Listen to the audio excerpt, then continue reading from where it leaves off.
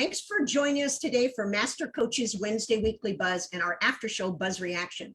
I'm Ruth Nelson, joined by Hall of Famers Mick Haley, Bob Bertucci, and Brian Gimolero, bringing you the most current issues and trends in volleyball. Our weekly news show has leaders in our sport provide their perspective on the questions that are asked, along with a discussion on topics that are current and ones that are affecting all of us. Our news flash. Olympic medal count as of today. China leads with 32 gold and USA 25. However, the total medal count is USA 79, China 70, and host country Japan 40, of which 21 are gold. USA women indoor and beach, Ross and Kleiman, are in the pursuit of an Olympic medal. Want to make a difference? Remember to renew your AVCA membership, this one organization that represents all coaches at all levels when lobbying for changes that are needed in our sport. And you can make a difference by registering AVCA. After our show today, now that you're a member, jump over to AVCA webinar as today listed at the AVCA at the Net publication. NIL reform is predicted to be the biggest fundamental change in collegiate sports since Title IX. Well, today's guests will be diving deep into NIL and how they feel it affects the collegiate athlete, the family, and the corporate partners. So let's head over to Austin, Texas with former Olympic coach Mick Haley, who will introduce our guest today. Mick, we have an hour show packed into 25 minutes, so let's jump in. All right, Ruth, we'll go quickly. We have three outstanding guests today, featuring Lexi Sun, outside hitter for Nebraska, who's really knee-deep in this NIL stuff, and we're really pleased to have her on. Her sponsoring organization, represented by Natalie Haglin, four-time All-American from USC, now executive sales director for Wren, is here to talk about their sponsorship and partnership with Lexi. And of course, we have a guy by the name of Conrad, who we call Lexi's dad. He's on the show today to talk to us a little bit about parents. So thank you all for being on, and welcome to all three of you. I'm going to jump right in, and I'm going to jump in to talk to Natalie Haglin here a little bit. Nat, wonderful to get back to have a few minutes with you, but we have to talk business today. So tell me, what are you doing? You're executive sales, or executive sales representative for Wren. Tell me about Wren and what you're doing there. Yeah. Well, thank you guys so much for having us on here. I absolutely love what you guys do. And by the way, the intro is absolutely amazing. I'm obsessed with your guys' introduction on that. So thank you guys. Appreciate you having us. But yeah, I work for Wren Athletics. We are just in volleyball. So we provide custom volleyball apparel to a lot of volleyball clubs, a lot of universities, and a lot of high schools throughout the country. So we're just really excited to be here, getting our name out there. And of course, representing Lexi has been an absolute dream of ours. It's been wonderful for both partnerships, and I'm excited to be here to talk about it. Well, let's go into this real fast. You know, you've had a storied career as a collegiate standout volleyball player, both in college and with the national team. It must be somewhat baffling to you to see what's happening now in collegiate sports and the opportunities opening up for players. Absolutely. Yeah. I mean, of course, I wish this would have happened a long time ago. I think that would have been a game changer for us athletes. I graduated in 2014. So of course, didn't have that opportunity, but now just looking forward in the position that I'm in with Wren Athletics, I think that this is an incredible opportunity for us to partner with amazing, incredible athletes who have like-minded interests and like-minded goals to our company. I think it's just a great opportunity for our company as a whole. So I'm really excited for that side of it. With your experience in the sport, how does this help you help Lexi and help the company?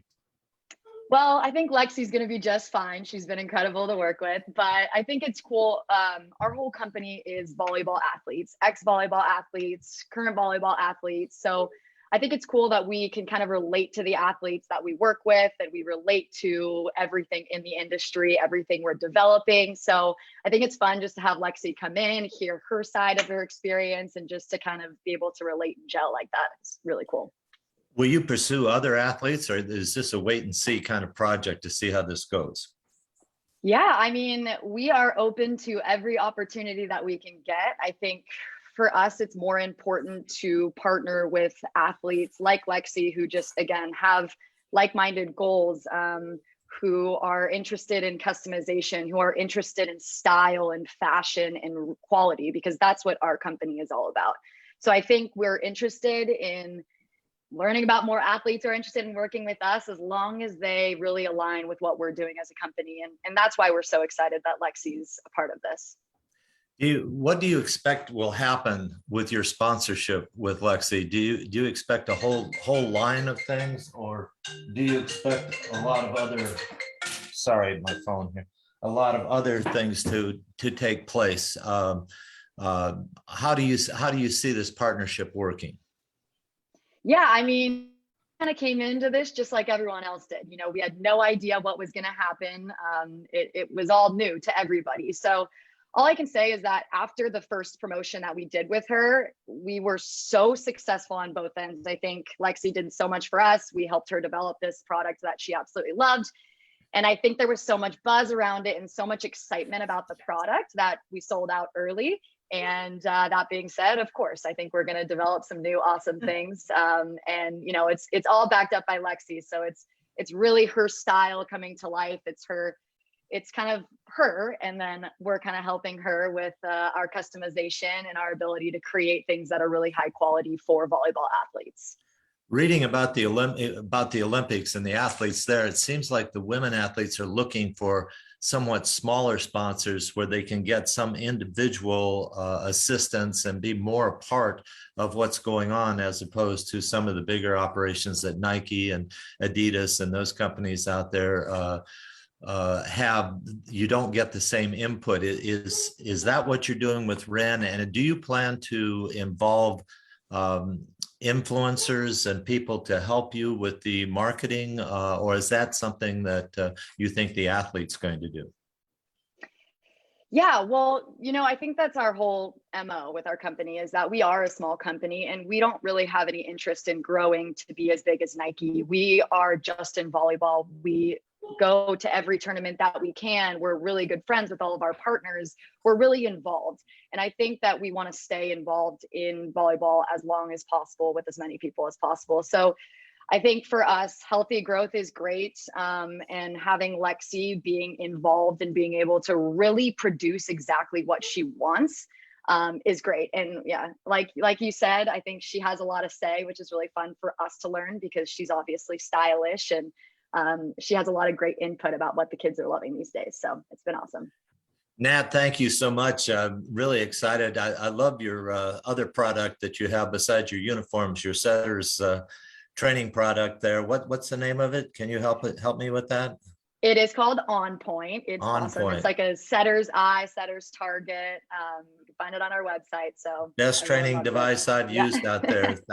Thanks so much for you guys allowing me to purchase one, but I find it to be very useful. All right, let's move to Brian. Brian, let's get our star on here. See what kind of questions you've got for Lexi. She said, bring it on. So let's go for it.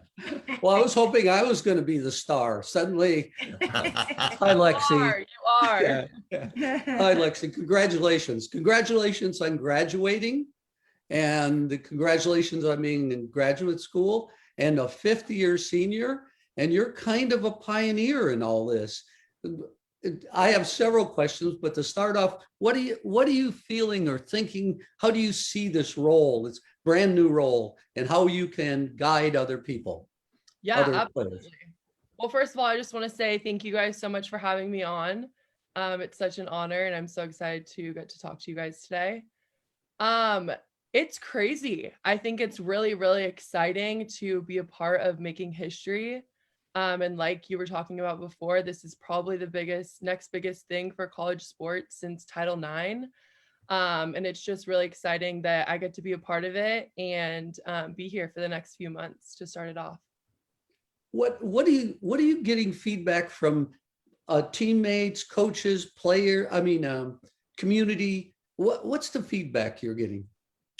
It's been overwhelming. Obviously, living in Nebraska, we have an amazing fan base and support system. And so going into it, I knew that I would get people reaching out to me and I would get interest. But over the last month, it's been overwhelmingly amazing.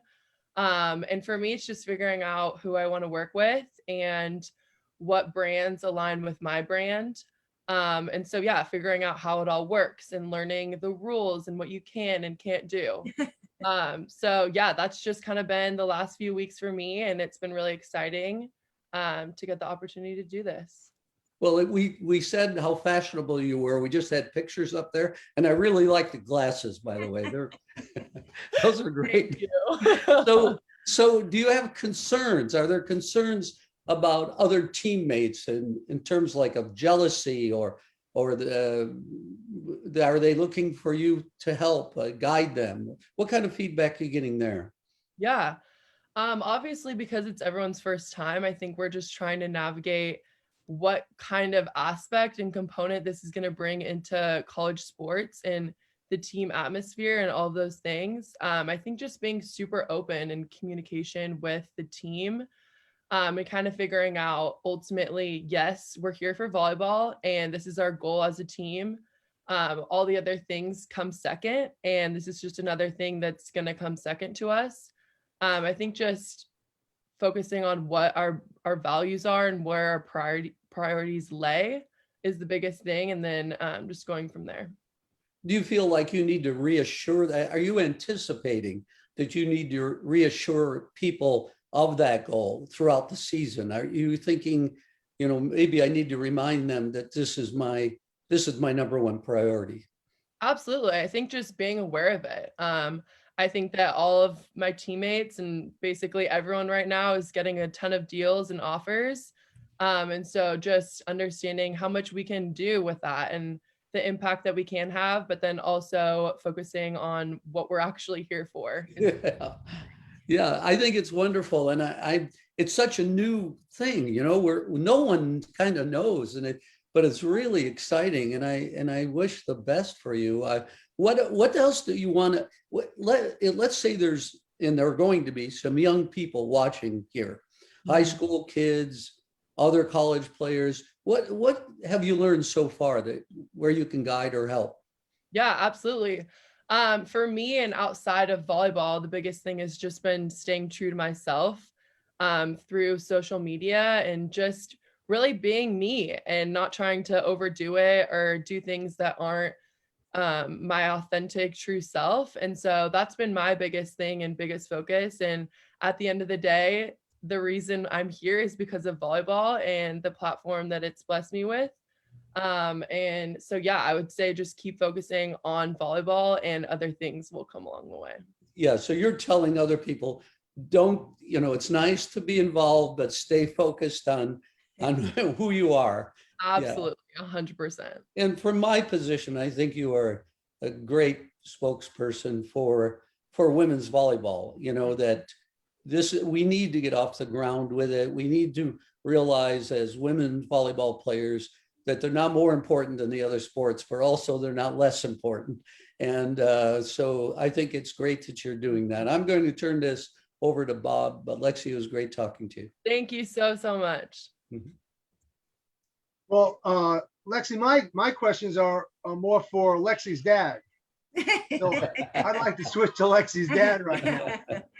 Being a parent, parent of 5 kids that played in college athletics, I'm just happy that they're all graduated. I don't have to deal with all these issues that I kind of think are going to happen. So, Conrad, what do you think parents need to know to advise their child going into this new frontier, if you will, of college athletics? Great question, Bob. First of all, I want to say thank you for having me on. I am known as Lexi's dad, and I'm privileged with that. But I also am privileged to know that I'm online here with a lot of great volleyball minds, and I'm the only one that has no mind of volleyball. So I feel honored of that. So thank you. Bob, I think the question comes to, this is new for everyone. And I think it's also new for parents. And we as parents are navigating through this thing for the very first time. I do believe from a parent's more of a personal perspective, this is long overdue. I think it's long overdue. I think athletes at this particular level, especially a high level, have contributed a lot to the game and to the NCAA, and it's way past due in terms of what they should be getting out of this particular situation. Now, as a parent, I feel like You know, I want to be there to support. I want to be there to help, just like every other parent. But it really depends on the relationship that you have with your child and parent-child relationship. If the relationship is good enough where you can input, where you can give advice, where they can actually seek advice from you, then I believe we will continue to do that, and I will continue to do that. No different than a child coming to you and saying, hey, what do you think about going to XYZ university? What do you think about me taking on or going into this particular major? What do you think about this girlfriend or that boyfriend? All of these life-changing decisions, I feel like this is one of those that I believe should be involved. Well, you know, as a parent, I'm sure you must be concerned about the effects it's going to have, you know, on Lexi's academics. Now, of course, Lexi has already graduated. Now she's into her grad year.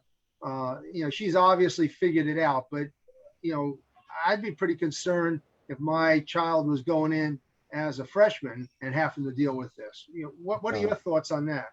Yeah. I think that this just brings in another element of distraction, not only from an academic standpoint of view, but if your child is actually going into a school to play a sport, I think the sport itself is demanding enough on top of athletics. I think you guys all know how demanding that can be. I think that, again, it's learning how to navigate with another responsibility. And the other thing that I think that could also be helpful is that the child learns to maybe have somebody vet some of the requests that they are getting through either an agent or through possibly a sponsor, and look at it from a perspective of, is this in line with what my child wants to do or is doing? Maybe not even go down that road, allowing that to kind of just filter through and only pass on the good ones and pass on the ones that really mean something. This way, it takes a lot of their distraction away from things that really don't mean anything. So that's my suggestion. Okay. And you know, you kind of alluded to the time commitment. You know, I've been in Division I athletics for over 40 years, and the time commitment, most people don't realize the time commitment for the sport and the academics that are on these athletes. How are they going to have time? And how do you feel about, you know, your child having to try to make time to deal with, you know, different companies and different requests? And yeah, I think the time factor is definitely going to come in play, especially with something that's new. They're actually looking at something completely different than what they're used to. They're not looking at academics from a learning or a memorizing standpoint of view, or playing with the sport that they've been playing for many years. They're used to that. But all of a sudden, the rigor becomes different. The rigor becomes now you throw a business element into it, or a communication style or a communication method that has never been dealt with, or a conversation that deals with compensation and deals with things that they have never talked about.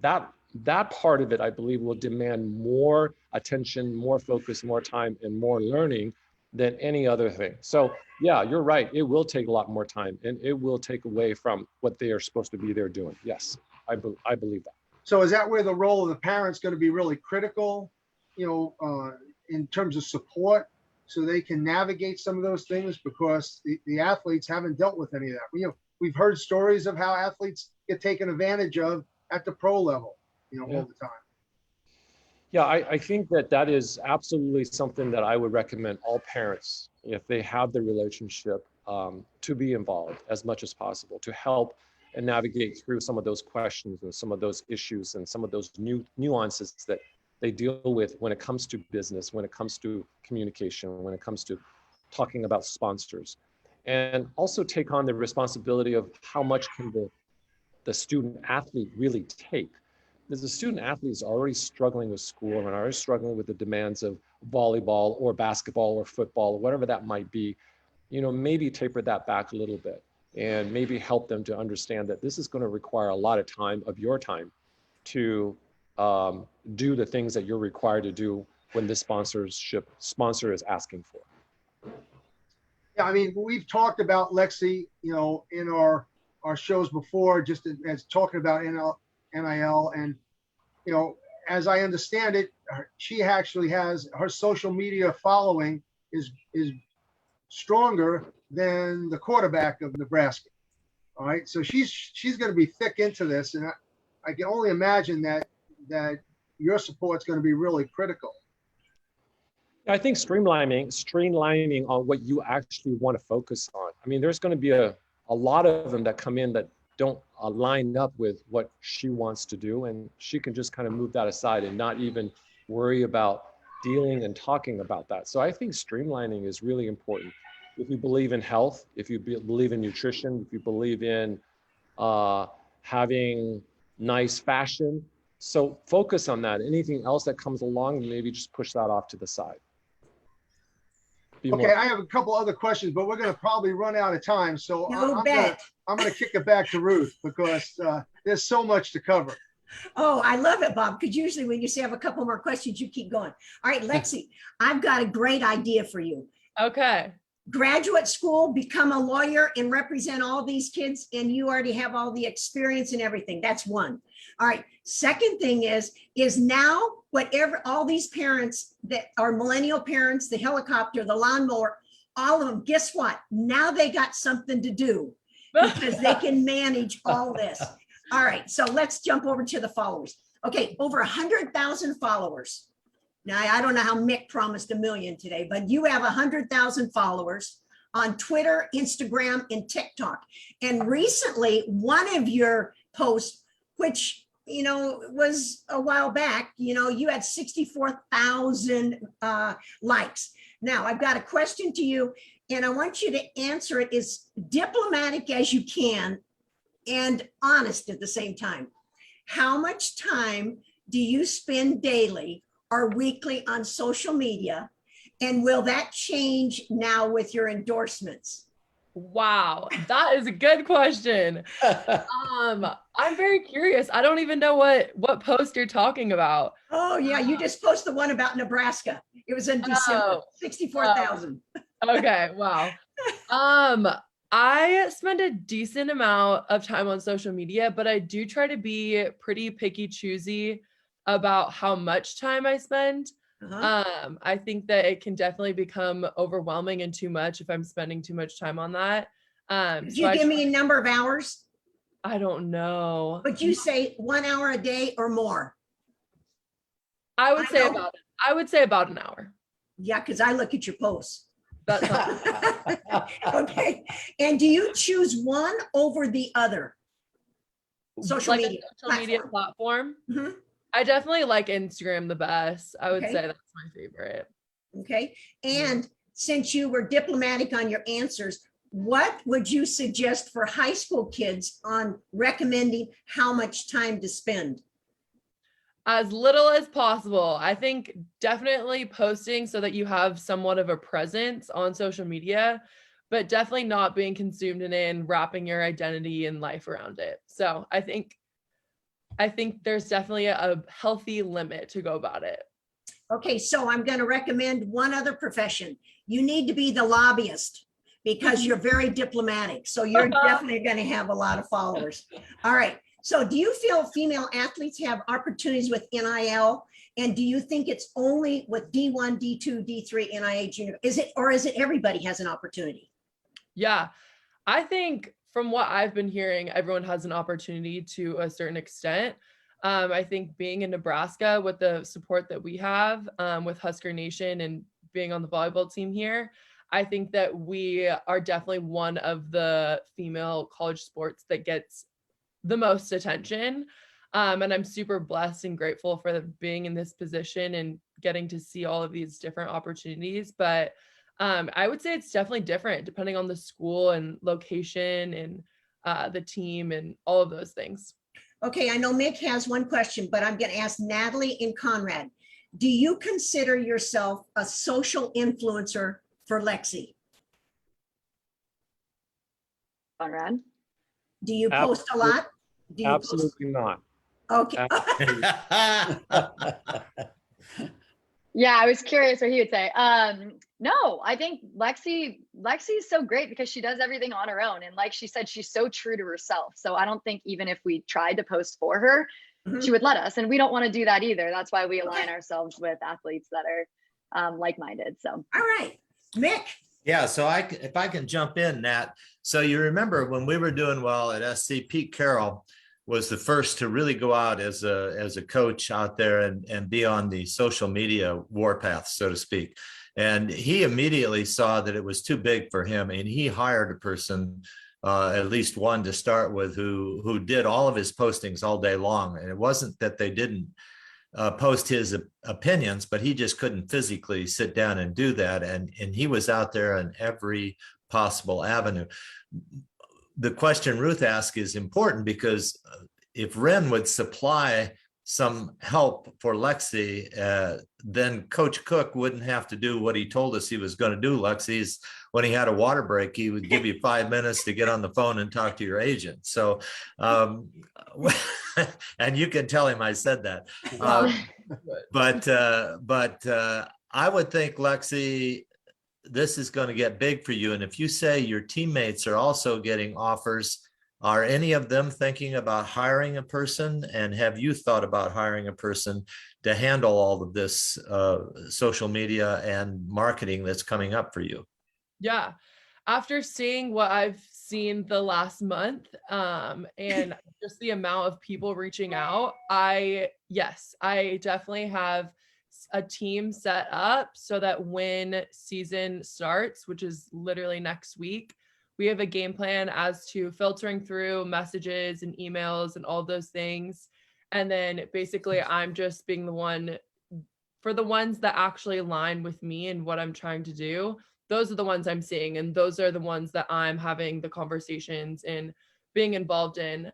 When it comes to the social media actual content, I'm pretty particular with the things that I like and the things that I want to post. So I'm always going to be super involved in that process. And you think you'll have time to do that? I will. Yes, I will have time to do that. Good luck, Coach Cook. All right. Okay. I have a question too. Now, But we are out of time. I hate to say this, we are out of time, and Mick's Ruth, got to you do the always closing. do that. No, I don't. I If just I say to you, you're going to mute me, so I'll be No. quiet. Mick, okay, Mick wanted to thank you guys personally, because I know that he's worked very hard on getting you three on. I did want to thank all three of you, and can't tell you how much fun this is for me. And Lexi, last time we talked, I was standing behind you in line at Starbucks in Austin. So I don't know if you remember that or not. But and Nat, it's been too long. You got to come visit. All right. I'm there. I'm there. All right, we are out of time. For those coaches that are interested in our consulting services, please go directly to our website, volleyballmastercoaches.com, and click on the contact form, and we will look forward to customizing the in-person or virtual clinic for you. Missed one of our shows or maybe our Remax flashbacks? Jump over to our Instagram account and click on our YouTube. Follow us on Facebook, Volleyball Master Coaches, Instagram and Twitter, VB Master Coaches. A special shout out to our partners, SNA Sports, Baden Sports, Ren, and thanks to our content providers, NFHS, JVA, Coaches Insider, and ABCA. Stay on Facebook Live after John closes our show today, as we will hear from Master Coaches' thoughts on today's NIL buzz. So let's go to Buzz and Buzz Reaction digital partner, Dr. John Foreman, who will update us on his most recent podcast. Thanks, Ruth. Podcast, I don't know. Actually, the most recent recording I did was for an upcoming academic presentation that's going to be in Korea, of all places. So I'm going to have to be up in the wee hours of the morning, evening, I forget which, to moderate some stuff. But beyond that, eventually I'll share it with people. So keep an eye out on the blog, on social media, all that sort of stuff. But that's enough about me. Let's get on with talking more NIL, and say thanks to the guests.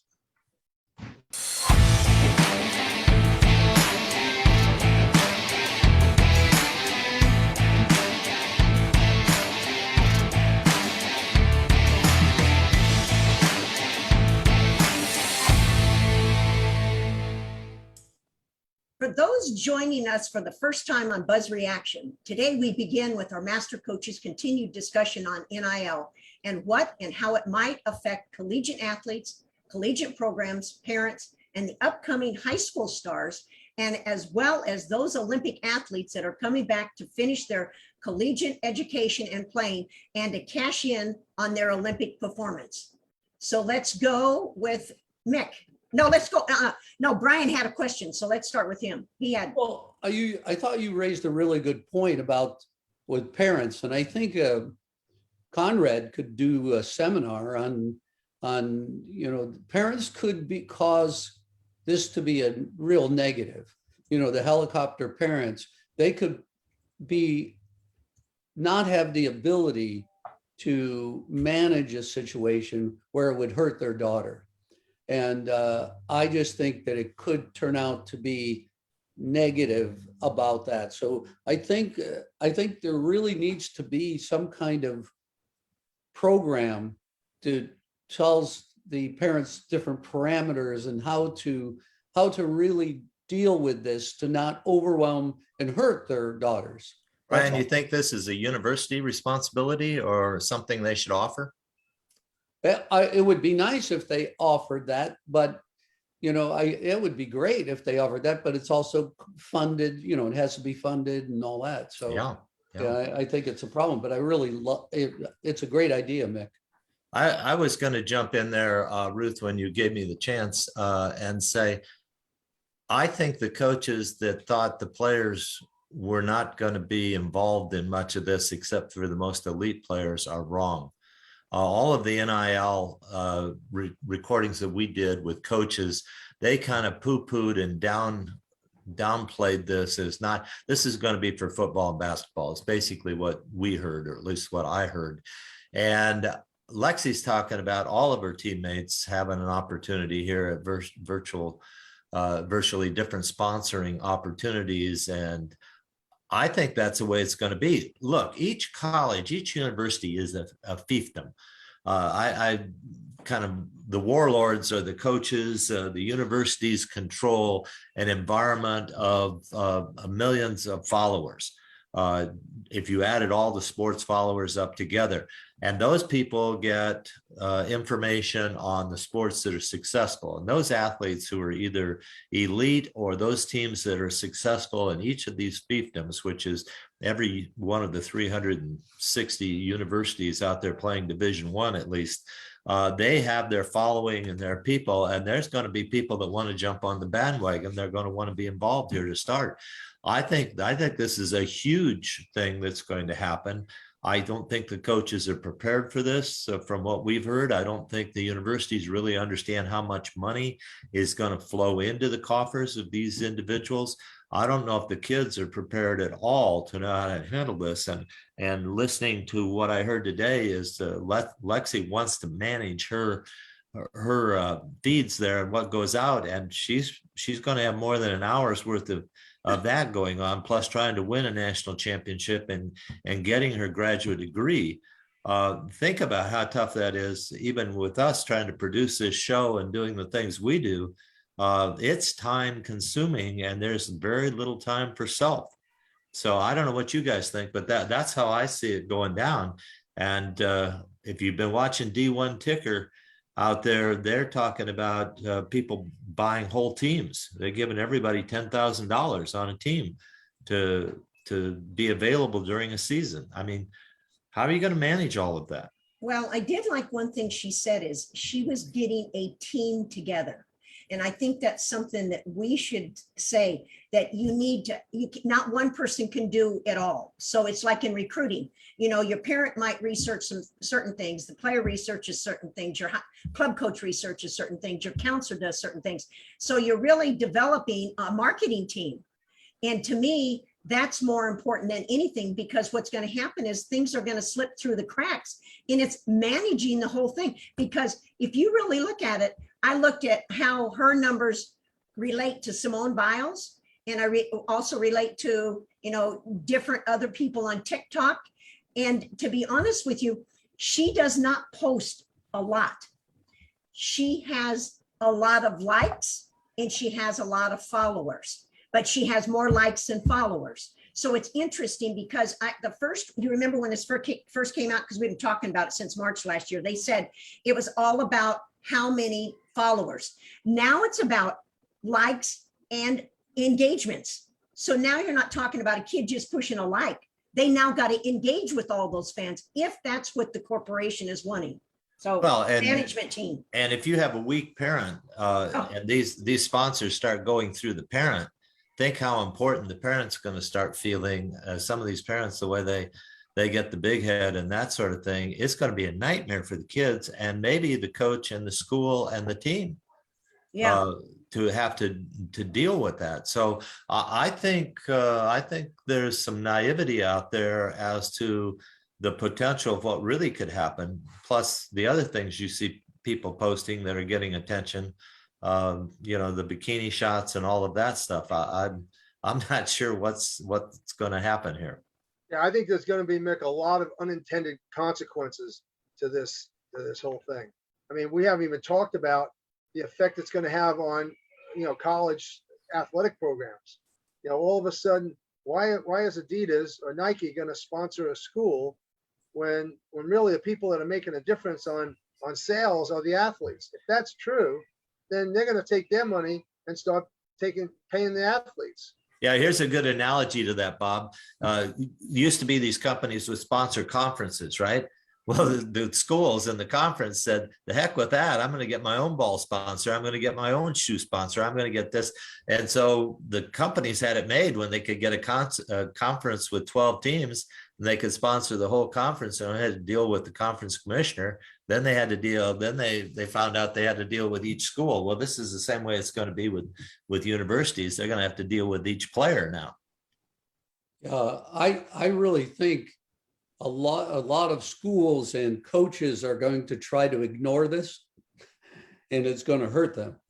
And the reason it's going to hurt them is the word's going to get out. The social media players, circle around each other, and they're going to know what's going on.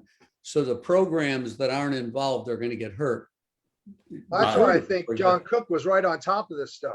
I That was agree. last March. I agree. Yeah. And he wasn't kidding about that 5 minutes to call your agent.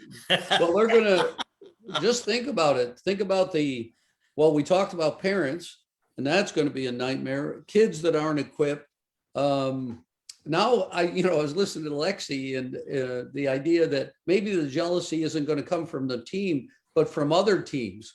When the football quarterback doesn't get as much money as Lexi, it could be a pretty big problem there.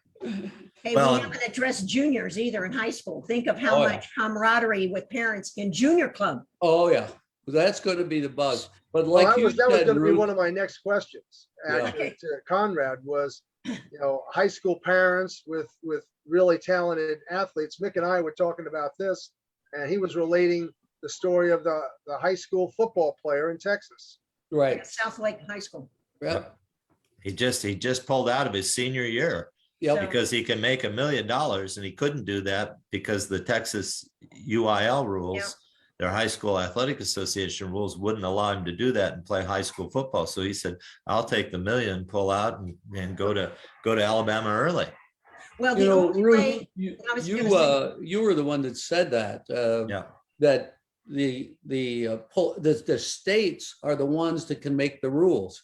Right. So, wow, can you imagine the pressure on different states? On the governor of Texas. Yeah, the governor of Texas losing this football kid because he doesn't bring this legislation forward. Yes. Wow. And pretty soon, I can see the list of states being published that are going to allow, kids to make money. And the ones that aren't going to be allowed are going to be in bold letters, Soccer's been doing this forever. They bypass high school and they play club.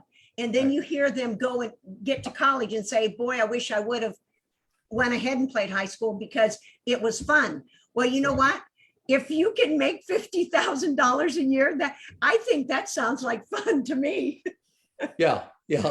Wow. It only lasts until it's gone, though. Yeah. You better have somebody managing it. That's the big picture, is that these are all quick hit kinds of things for a lot of these kids, and it goes away. And the message has got to be, you got to have a big picture. Ruth said a team in mind. There got to be a lot of things put in place, or you'll just get left out. And then kids looking for, maybe the kid's not a good volleyball player, but has a wonderful body and wants to put it out there. You've got those kinds of problems. I mean, there's a lot of serious issues that people have been ignoring. I remember when we interviewed one ACC coach, and that coach said, "Oh, we're not going to worry about it because we don't think it's going to involve women's sports much."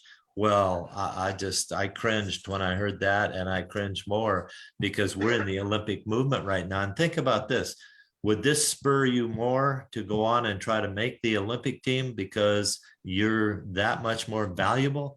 Every one of these teams and every one of these experiences now ups the ante for your involvement, your followers, adding more social media people. It seems to me that this is going to go absolutely crazy. I even see kids that wouldn't be playing, but they got a good social media following. There you They're go. going to try to be walk-ons, just to be on the team so that they can, use it for publicity. Hey, why So, not? And it helps the team too, it Yeah, helps their they come- followers. Walk-ons, with a lot of followers. I just see, suddenly I can play, Dad. Suddenly I can go play. There's one thing that the AVCA had put out for some time is who really watches women's volleyball in this country. And there's been a pretty dynamic group of over 45 male watchers in women's volleyball for the last 20 years. But this NIL might bring the young female watchers back into play here to see who not only is playing volleyball well, but who's going to be a social influencer and who's being sponsored by whom and that sort of thing. You could see that possibly influencing who watches telecasts now and the numbers of people that are watching telecasts and streaming. Well, I've always felt that women's volleyball really has it's got the best product, and the game looks beautiful and graceful and dynamic and powerful. And then the women are just amazing. They're good citizens, good students. They present themselves well in interviews. Look at Lexi. She was great, but there's also so many women's volleyball players. So maybe finally this will help get that image out there to the public, which would help our game. So last month I reported on Sports Lab, which they do the fan project, and it's dealing with fans that are female followers. And they said 6 times more interest in women's sports than men's sports. And it was talking about the professional level. So if you look at that and they have probably 6 or 7 organizations in it. And to top it off, you look at every time you look at the Olympics, what commercial are you looking at? Something about Simone Biles. Okay. What I didn't understand. How can that be true? Yeah. How can that be true when you look at the number of people in the football stadiums and in the bleachers? Yeah. What they've done is they did a study, and last month I reported, I'll pull back out the numbers, but they did a study of the followers now on social media. They took how many hundreds of, followers for all the sports. And they said that now they have more than 6 times more followers for women's sports. And it's a prime time to start doing more professional sports. So what they're trying to do is kick off more professional sports in the United States. But my point with Simone Biles, I think every time you look around at the Olympics, and maybe because I'm female, I look and see that, but it seemed like she's in an awful lot of commercials with NBC. Oh, well, she is, but that might be part of the problem. It's just so much pressure on the poor kid. Yeah. Well, yeah. And the other thing is, aren't we looking at the potential of 3 women's professional volleyball leagues starting in the next year and a half? Didn't we report on this? One of them started this year, and 2 more are on the line to be started.